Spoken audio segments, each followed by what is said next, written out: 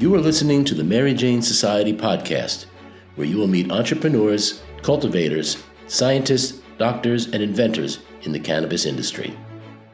I'm your host, Pam Schmiel, marketer and publicist in the cannabis industry.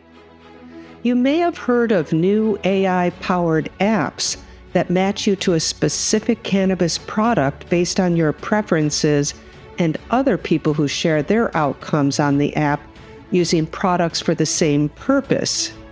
Now there is the HashDash app. It matches flower strains to consumers based on over 5,000 strain profiles. It directs consumers to a nearby dispensary that sells the strain someone is looking for or products with the same strain or similar cannabinoid profile. You can then purchase it and pick it up through the app. Today, our guest is Scott Lynch, the co-founder of HashDash. He shares his journey building the app and working with dispensaries to make choosing and finding strains an easier experience for consumers. Let's welcome Scott Lynch. And really the goal of our platform is to take this anecdotal trial and error, long-tailed consumer process and shorten it substantially by leveraging data and technology. And so that's really what our platform is. We have created one of the earlier, if not first, cannabis matching algorithms. And the way that we've created that is our database contains over 5,200, actually contains 5,219 strains, and then takes into account over 630,000 data points across all of those strains. And then we cross-reference that with consumer data. So when a consumer signs up for free for our platform, we push them through what we call their HashDash quiz. And that allows us to understand the consumer on a very intimate level. And from there, we provide them with what we call their cannabis aura. Think of this as your unique fingerprint. And that, in a simplistic world, is what we overlay with our cultivar, aka strain data, to give consumer their match percentage to specific strains. And the more and more consumers interact with our platform, like cultivars or strains or thumbs down, write reviews, etc., the better we're able to understand due to our machine learning. And so the more accurate the recommendations are for the consumer.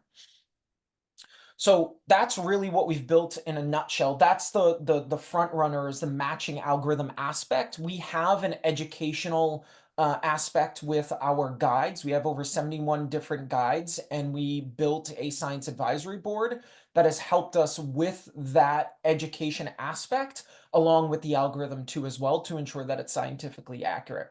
We've got a PharmD, MD, and a PhD on the board to hold us to a higher standard. And then lastly, we have a community aspect where similar consumers can connect with one another. So maybe you're dealing with chronic migraines and you notice Becky from Pennsylvania is dealing with the same, and some of these strains have worked for her, hopefully influencing consumers to do more due diligence on those strains on our platform. So it's a very holistic approach. But I think the ROI is very much around consumer empowerment through technology and through education. And I think technology has been met with some abrasion over the years within this industry. And I think there's a really interesting and powerful place for it to actually assist consumers and really give them the right data and the right compass to make better decisions. So we call that purposeful cannabis consumption. And that's something that we're really focused on, because you have a better outcome with cannabis, you have a better outcome and quality of life. And so we hope to aid and build that bridge for consumers. So that's really the HashDash platform in a nutshell right now. We spent 2 years in development, and then we only launched beta early Q1, late Q2. So it's been really interesting to just see the data and see this algorithm, refining this algorithm and supporting consumers. Now, in regards to the dispensaries and products, so that is actually what we're currently working on, is the specific product integration aspect. Now, why we started with strains first is because flower, as you're aware, is the highest consumption category by pretty big margin. And so we wanted to start strain specific there. I also think, and we also think, that understanding strains, terpenes, cannabinoids, etc., are really the most important foundational aspects as a consumer. I can't tell you how many times I've heard a consumer walk in, say, I want your highest THC product for your cheapest price point. I die inside. I implode a little bit because cannabis is so dynamic and it's built of over 500 different compounds. And so there's a lot more for consumers to navigate, and being empathetic, they haven't had the tools or resources to make those thoughtful decisions. And so Yeah. we started strain specific because that is what we've been training our algorithm on, and it's allowed us to collect this data on consumers. And then we're actually connecting to the POS API systems within dispensaries. Now, that is actually a massive challenge. We interviewed hundreds of dispensaries that have actually said that even the clunky process of Leafly and Weed Maps, they don't even have it down. And so it's a pretty monumental challenge. Additionally, there are about a dozen different POS systems. Some of them are certainly have larger market share, like Dutchy is a good example. But that API integration is fairly complex and comes with its own flaws, especially because inventory within a dispensary turns pretty quickly. And so those are some of the challenges, and you have to map all of that, right? So you have to not only map that in the ecosystem of that POS system, but then how does that map and translate to your platform? So we wanted to master first the algorithm and really learn more from that and train that then we can transfer over into product specific aspects. Now, of course, I'm biased because I'm the founder of this business, but there are other matching products out there, like Terply might is a good example, where they have a little plugin on the website and ask you one or three, I think it's three questions, and then they'll pair you with products. Jointly, I know you mentioned as another one in your initial email, the limitations I see with those is that there's data, but there's not as much data as I think they should be leveraging. And what do I mean by that? Because we have an ecosystem where users are signing up and they're interacting on the platform, we collect massive loads of data on the consumer. So when the consumer looks at a menu, it's not just a point in time where you're asking Stacy, what effects do you want to feel today or for this transaction or for this specific product that you're looking for.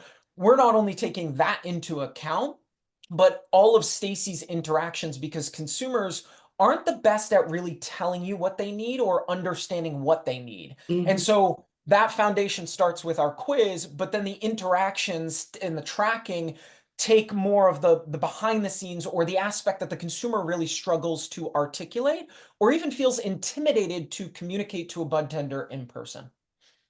So are you tapping into, when you integrate into a dispenser, you're tapping into their data, their shop, So the customer, and you're using that, then you're kind of bringing that into your platform to make informed decisions? Kind So it'll be the POS systems themselves will just be for the product inventory aspect. It won't be for the consumer data aspect, tracking side. And quite Okay. frankly, I'm not entirely sure um, how many of those POS systems have a ton of analytical features. Like they might have transactional, but I'm not sure how deep they go into the consumer side.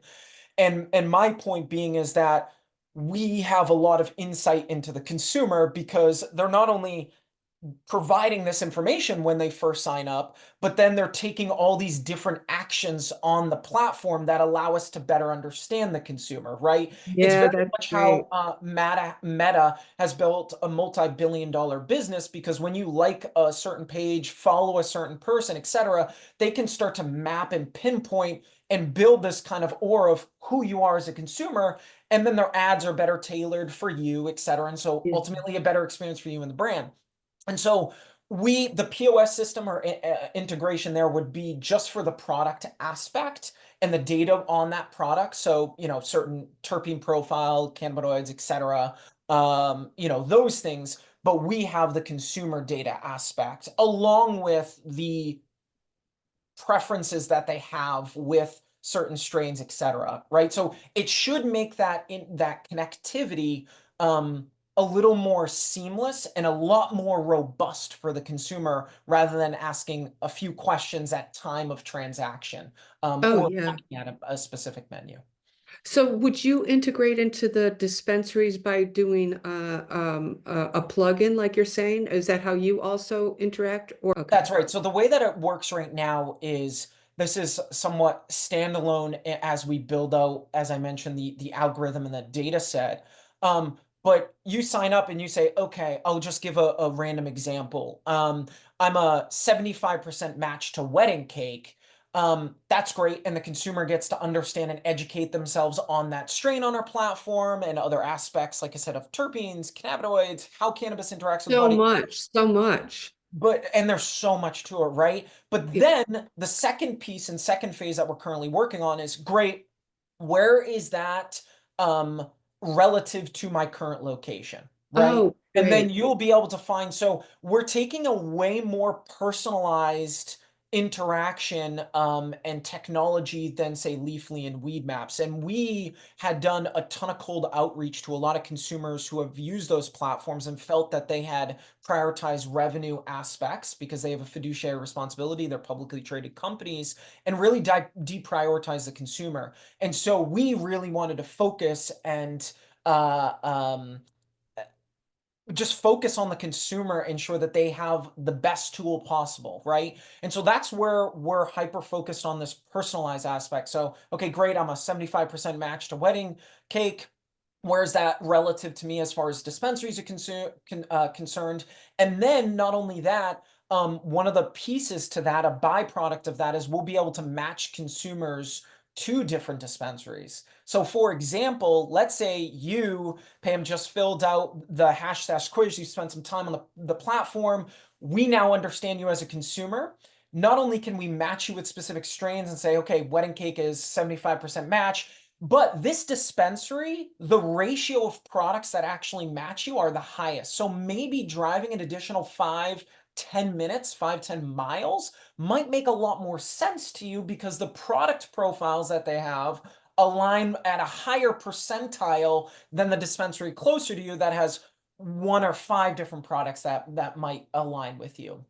And the benefit to the dispensary, and I think the dispensaries have a very rude awakening coming over the next 5 years, is that there is no there's no stickiness that most dispensaries are creating. They're not creating a sticky customer. There isn't really loyalty, right?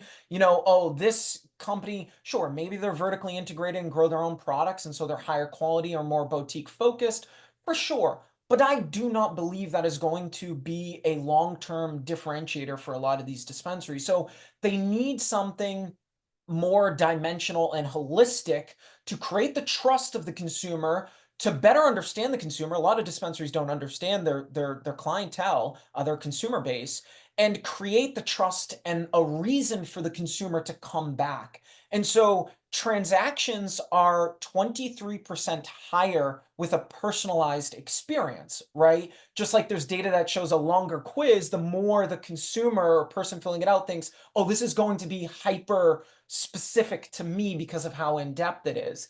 And there's actually a YouGov study that shows 54% of consumers have had a unsatisfactory past experience with cannabis, heightened anxiety, paranoia, etc. And that goes into the anecdotal side of things, right? What their friends told them, a colleague, a family member, or even a bud tender, because there's no national training system for them and it's left up to the dispensary. So I see a tool like ours bringing a lot of value to the consumer and the dispensary. And especially since dispensaries are, again, in state silos and they all sell the same product. So how do you differentiate? If you were a store in any other industry, you're cherry picking from all over the Right. world. And that's what makes your store unique.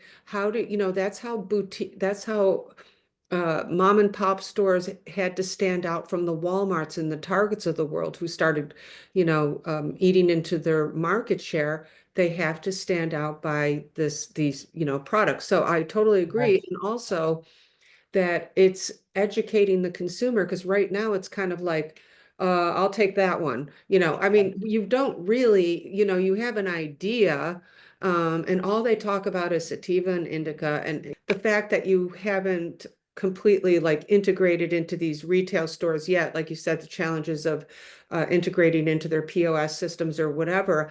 It's really the future that I want to talk about too. I mean, I Yeah. understand that this is what you're not there yet, but what is your ideal plan of where you want to be integrating? That's what's the end result here? Like where, because a Great lot of this question. stuff is new. So I love the visionary question because we're super hyper focused on what the future holds for us. So phase one was build this matching algorithm, well, collect the data, build the algorithm, and start to understand the consumer base. Phase two, which we're currently in right now, is connect to the POS systems and the menu of these dispensaries. So consumer says, okay, great, I know I align with these strains. Now where can I find it relative to me? And so that's currently what we're working on. What we also have, and I know this was on your bullet list too, and we're just over 75%, almost 80% there, is retail media advertising for brands on our platform. Because here's the thing, as I'm sure you're aware,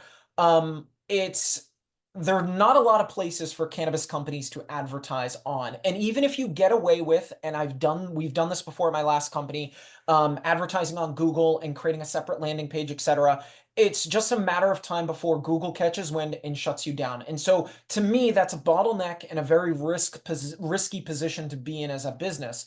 And so because I had mentioned that we have such unique data on our platform Yes. users, a brand can come to us. I'm just making something up here. Let's say a vape company comes to us and says, hey, listen, we want to target females between 30 and 35 within this geolocation that have these specific preferences. Maybe it's for specifically sleep, that consume 1 to 3 times a month. We can get hyper targeted, and those are what we call our hyper targeted ads. And we only show those ads to that hyper targeted high intent consumer.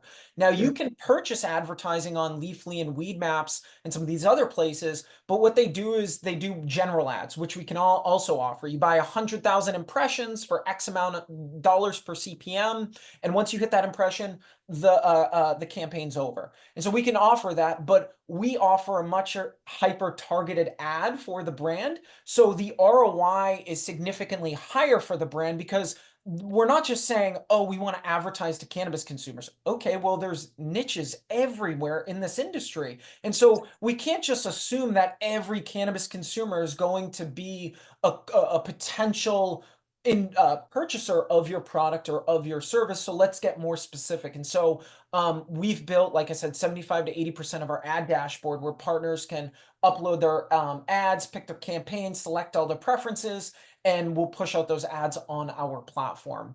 And so that's the full spectrum of things. I also mentioned actually matching with other dispensaries, depending the higher percentile product match across the board.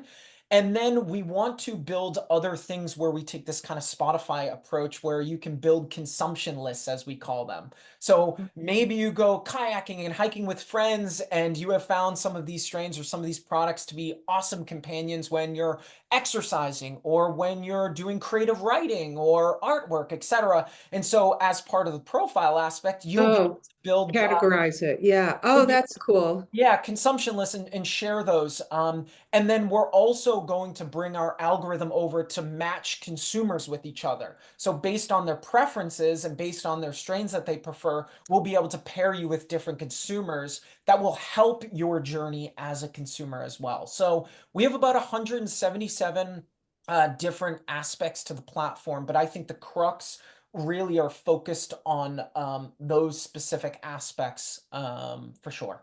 Yeah. Okay. Oh, wow. Yeah. Well, actually, I'm sorry. I just want to make sure I didn't miss any questions. Actually, the whole idea of what you're talking about of the media, what did they call it? There's a term that I've been reading about. It's just trending everywhere. It's Media, oh, it's retail media networks for Mm, advertising. So for the exact same reason, and this is a term that you're just seeing everywhere, just in mainstream, but all the, marketing ad, magazines right now, if you Google that term, mhm, and for the very reasons you're talking about it, is that the digital network that they're building with all this, bridging online and retail data points that they're gathering is really opening up our targeted opportunities for advertisers to mhm. advertise more, efficiently and more transparent on what the ROI is because it's all digital and it's in store and it's targeting, from the kiosks to what, to HashDash to, menus and, like there's so many opportunities that the retailers can also start generating revenue through ad dollars, but offer a better targeted advertising and also with AI now is really changing the way keywords aren't really working and search intent and how that's going to change everything just in Google advertising. AI is changing all that. So Yeah, it's yeah. So I I think it's couldn't. going to even push brands closer to retail, their little ecosystem of advertising. So Yeah, I could not align with this more. I think, yeah, the other aspect is just the brands and the dispensaries need to understand their customer base better. And so our advertising dashboard will actually be open so you can actually get analytics based on the tier that you're in on the consumer. So there's so much potential to take that data back as your business and influence your marketing, your approach, your copy to I mean, it touches yeah, every piece of the marketing aspect to the business. And that's why, businesses like New Frontier, et cetera, are great because data is everything nowadays, right? The better we understand, the better we can approach yeah, everything from, exactly.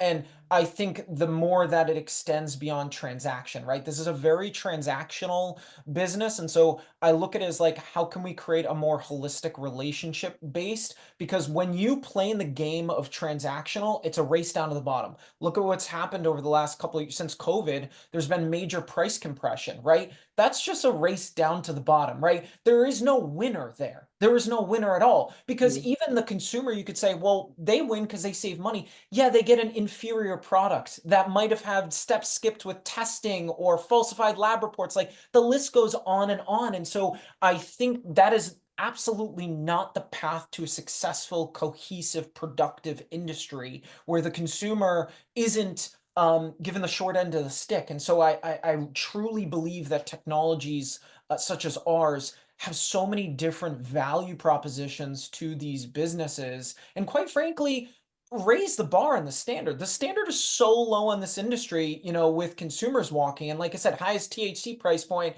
and cheapest, and then dispensaries go and they shop around labs and get and so like, it creates all these fault lines that I think we need to collectively come together as an industry and leverage technology to bring this higher standard and stick your customer and less of a transactional process and more of a relationship based and a more intimate process. And I think one of the blockages and challenges, Pam, you asked earlier, I think in this industry is that many consumers are intimidated to walk into a dispensary. I've been to hundreds and hundreds of pop-up events, whether I'm walking into the dispensary or part of them.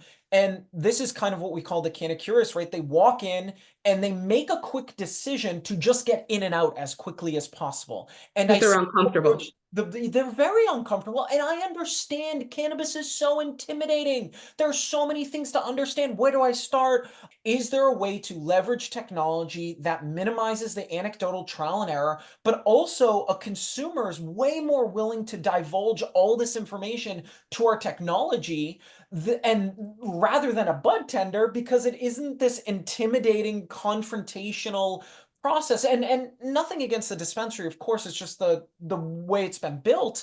But they're going to give us a lot more information and then they're going to behave on the platform that will give us more information that we can then use for things like the POS integration, but also eventually something further down the line is, could we use this data to actually train bud tenders? Because there is no national training system. So there's a lot of what I call sawdust data that rolls off the business that can be utilized in a very economical, thoughtful, privacy aspect to it too as well.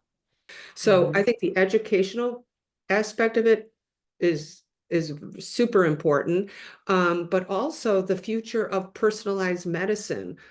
Personalized medicine is being developed by single strains.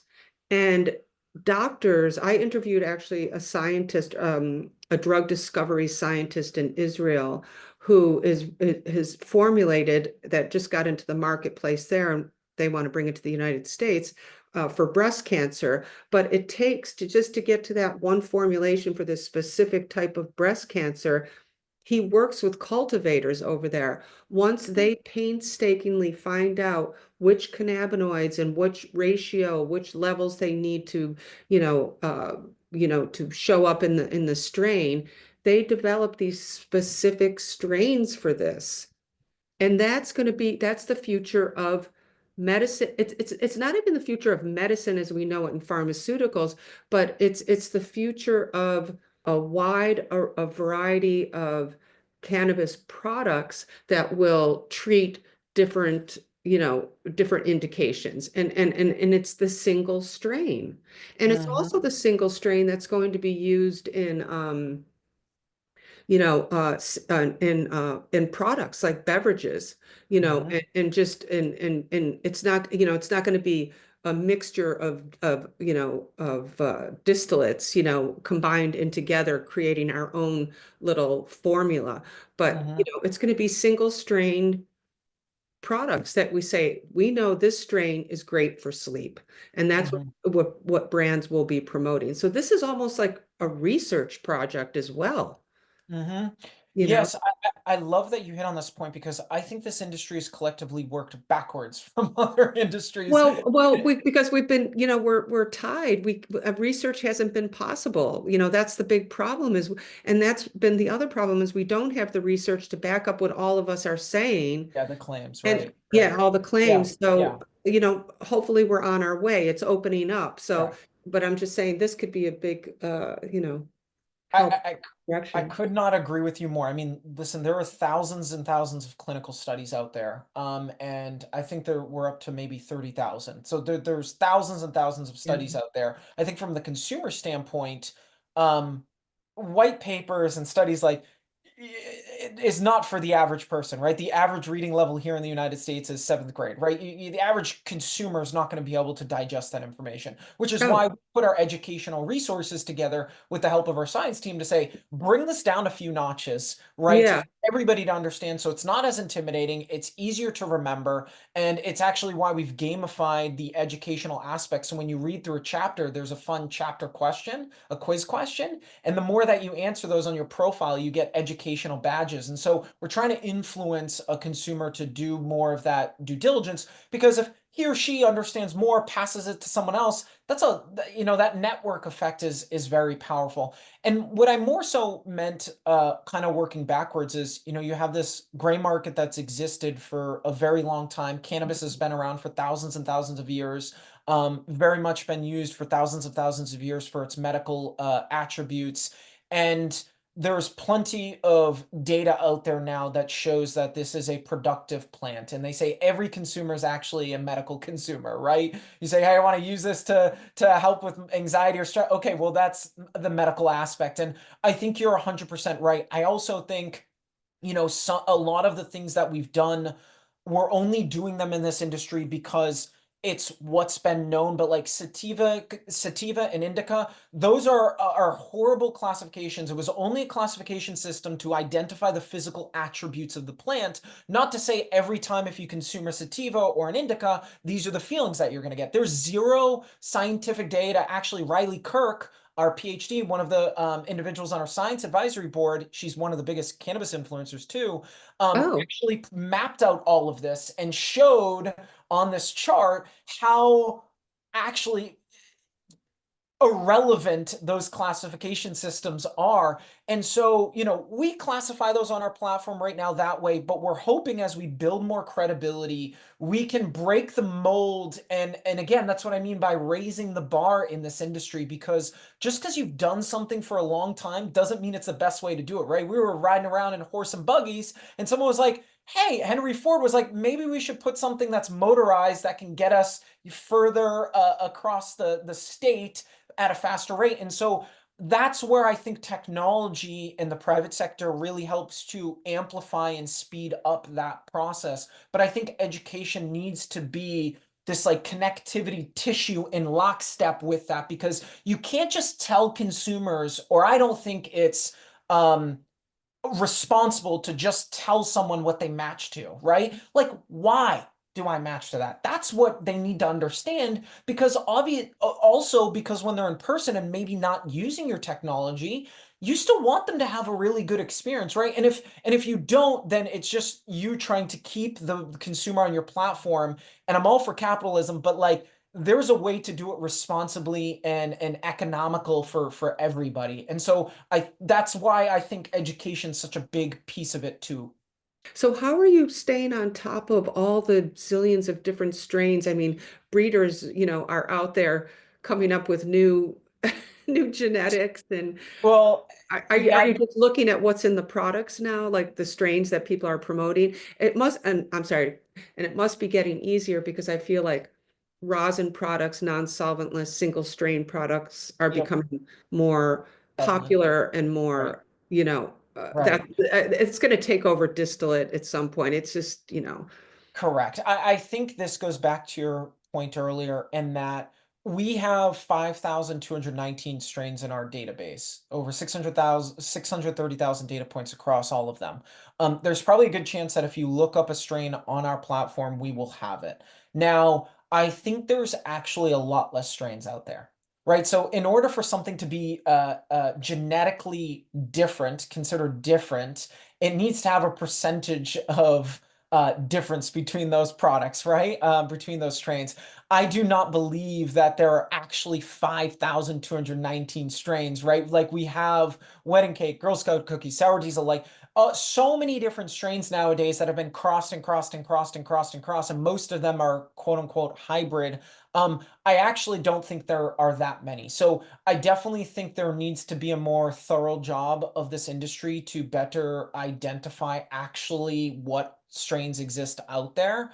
But mm, as it relates today, we most likely have the strains. And as far as keeping up on it, we're always scanning the edges of the internet to understand what's up and coming. Like, Runts has been a pretty popular strain over the past few years. And so we have that on our platform. And so we continually are searching, but I don't really think, if I'm being 100% honest, that there are that many strains out there. I think it yeah, is very much the marketing play, and that's what I mean by going backwards. It's not like, hey, we're trying to solve for X or Y. Let's try to develop a strain or a product that helps X or Y. Now, that's certainly happening now, right? There are edibles out there that are specific for sleep, right? That is happening. So I don't want to take that away from the industry. But I do not believe that they're, genetically speaking, that there are this many different strains. And trust me, my last business, what we did is we had a 10,000 square foot cultivation facility with a lab, and we did tissue cultures every single like week, thousands and thousands of them. And I went around to hundreds of cultivation facilities. I was up in Organigram up in Canada, Humboldt County, with farmers that have been growing before longer than I've been alive, to True Leave down in Florida, Pritch in Puerto Rico, to your mom and pop and caregivers, single state or MSOs. And I learned a lot about the plant, but I also learned that I really don't think there are that many strains out there. That oh, falls okay, into the classification system too as well. I think genetically speaking, there are probably, you could probably whack 30% of the strains out there. But more mass research would need to be done to prove that hypothesis. But if you ask any cultivator yeah, that's been doing this long enough, they'll tell yeah, you that, right? I think it's very much the marketing play and the clout that comes behind, this is my strain. mm-hmm. but I don't think there's a lot of science rigidity behind that. But again, this is what's been marketing, this is what's in the industry, and so we got to chisel away at this piece by piece. And so Hmm. we can't, to your point around education, you can't take it all at once. And so it's piece by piece that we're trying to Yeah. build here. Yeah, yeah. And was your previous position in cultivation? Is that where you kind of grew up in the industry? So, not cultivation per se. So what we did at my last company, I was the second employee, became part owner in the business, was we were trying to understand what cannabis needed from an NPK standpoint. So from a fertilizer input standpoint. And so Mhm. we had this 10,000 square foot grow, and every single harvest, we were just testing different ratios of nutrients to understand what cannabis needed, and then doing these tissue cultures to understand how cannabis responded to these different ratios. And then when we went out and developed um, fertilizer specific to cannabis, and we were one of the first companies that talked about heavy metals. Nobody else was talking about cadmium, arsenic, lead, and mercury when it came to fertilizers. They were Oh, talking about it in the finished plant, but our point was, listen, if you're feeding this, and this was over a decade ago, if you're feeding this plant, cannabis is known as a absorber, right? And it will absorb the material out of the media and what you feed it, and not to the same concentration rate. But you have to think that then consumers are combusting this product, and if there's even, parts per million in there, that's entering into your bloodstream at a 40% concentration rate. And so we were doing a lot of the conversations with this. We even did a blind taste test with over 80 massive cultivators on flushing, because there was this idea that you need to flush your plants at the end of harvest. And so we were like, is that really true? Or is that just something that's been said? And so we did a lot of these fun things that broke the mold of the norm in the industry.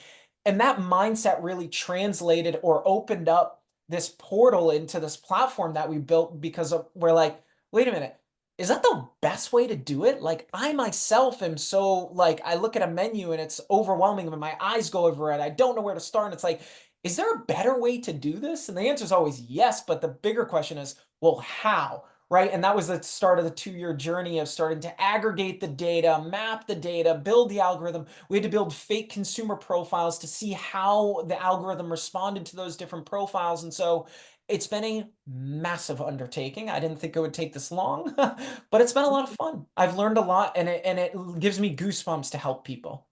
yeah. So you're saying you mean that previous company is where the foundation for this company, obviously, I mean, it seems like it, but did it merge together or is So it? it's where the idea started, because what I was doing is I was a week on the road to going to all these different cultivation facilities to see what products they were using, what they like, and testing our products. And so I spent a lot of time. I'd spend a couple of days out in the grow or a week out in the grow, and I'd travel to the next one. And so it was just, I was on the road constantly.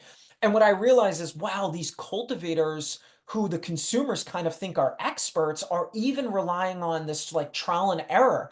And that is kind of life. If we getting down to brass tacks, like we try something, it works, we double down, it doesn't, we pivot. But I thought to myself, man, if the cultivators are having this much of a challenge and learning every day as we should be, but I can't imagine the consumer, and myself being a consumer since junior year, I was like, wow, I hadn't even thought about it because I was more on the back end of the industry, as I like to call it, on the cultivation side.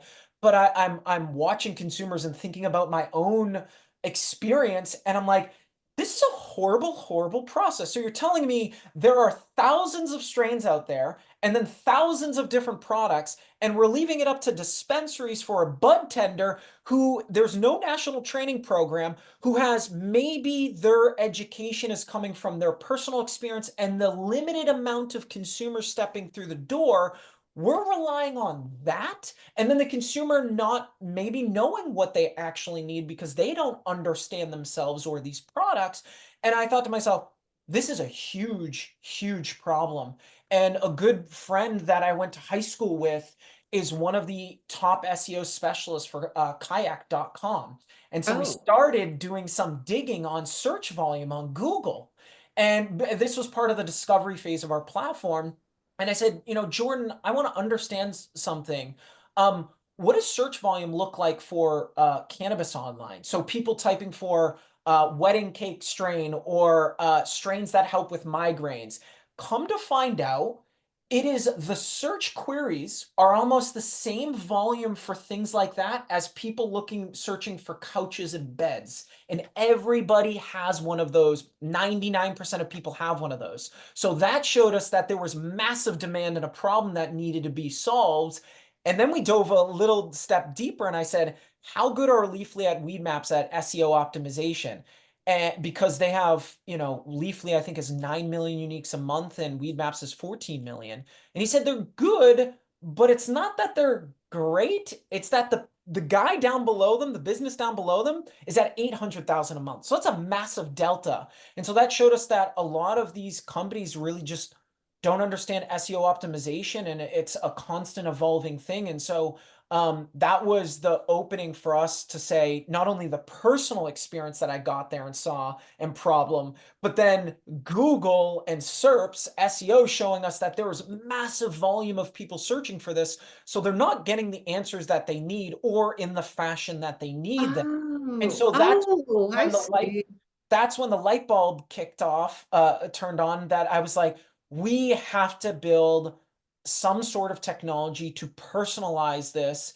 And the way that we're going to funnel traffic into our platform is through SEO or is through organic. And so we've SEO optimized all of our cultivar pages, the biggest ones, all of these things to attract that funnel of people, consumers coming in searching on Google. And that's how a majority of people land on our platform. About 85% is through SEO organic traffic. And so this is a massive problem that needs to be solved. Right. And so is it basically because Leafly or Maps isn't getting in the weeds and getting down to the detail of all these different strains? Is it, is the SEO not good because they're not doing strain specific on all these things? So their SEO is good. It's not great, Yeah, right? right. And good in this industry in regards to SEO gets you much further ahead, right? Like I mentioned, Leafly is at about, I don't remember, it changes, but 9 million monthly uniques, and Weedmaps 14 million. The next company down is only getting 800,000 a month, right? So that shows you the massive data and traffic that they're driving. Now, granted, Leafly and Weedmaps have been around for quite some time in this industry, right? So they've created backlinks, they've done all these things. But there are some shortcomings that they could do to enhance their SEO. Now, the reason why I think it's a low priority is because that million uniques a month is really good. You can create a great business from that. Now, they have some other financial struggles like, debt and stuff that we've seen in the headlines. But I think, and what we have witnessed based on our interviews with consumers, is that they're focusing their efforts, their development efforts around the revenue aspects of the business, right? Because they have that fiduciary responsibility. Obviously, businesses need to make money. So I'm not faulting them for that. However, I think there's a balance there. And so we are hyper focused on the consumer experience. And as part of that hyper focus, it's the personalization aspect. Now, Leafly and Weedmaps aren't spending time doing that, right? They're making their money off of their dispensary pages and their advertising. But at Hmm. my last company, we advertised through Leafly and Weedmaps, and it was a very, how do I professionally put this? It was not a great experience, and we had to beg for data. And so that made me question. We got an Excel spreadsheet with a few pieces of data on it, and it wasn't ideal. And that got me concerned on the credibility behind it and their abilities on the technology aspect, and consumers the same way. I think it's great that you show all this information on strains, and that's wonderful, but like, you need to create another connection there. And that's where the personalization and the education are parsed with our platform. These are separate, and we still interviewed tons of consumers that said, I still have to have 5 different tabs open to do research on these strains. And I'm like, well, that's a problem. That's not an Yeah. ideal situation, right? How do you think it could be better? How are you using this platform? What do you like? What do you dislike? And so we aggregated all those pieces of information and then made sure they were core pieces of our platform as part of those early phases. I don't have anything else. Do you? I feel like you've told me so many great things. We have an incredible science advisory board that holds us accountable and on us into a higher standard. We've got a great tech stack that we're continuing to get better, and we've built slower than I would like. However, the benefit to that is that we've been very picky and thoughtful of each of our steps. And I ultimately think that's the right path. And I'm willing to divulge all of these things because I think authenticity and transparency is important, but also if you can build it better, good luck and hats off to you, because this has been one hell of a platform to build and there's so much work to still do, but it's incredible when someone goes, I can't thank you enough for how helpful your platform was. And Well, that, I'm definitely going to sign up for it. I have to check it out because yeah, give I us. think it's one of the things I've kind of was keeping a little journal myself of like, well, I like this, and it's like, well, what ratio combination of different cannabinoids are in there, and I Yeah. literally have this on my notes on my phone. I'm like, this is not working. Well, it's funny that you say that because one of the smaller features we'll have is you can actually, when you favorite different strains, you can Yeah. write a blurb, a little journal entry on that. Um, Yeah, I think I, that's important. it so is. It I so is. think that's good for my own right, how I would personally do it. Yeah. And are you raising money or do you have money behind you? How So this has been self-funded. I put six figures of my own money into the business because I truly believe in the business. So it's been bootstrapped thus far. We get a team of 8 developers, 3 science advisors, and 1 advisor. Um, and so it's been self-funded up until this point. We're open to raising capital, but I think, at my last company, we brought on some money, and towards the end, there was definitely uh, headbutting.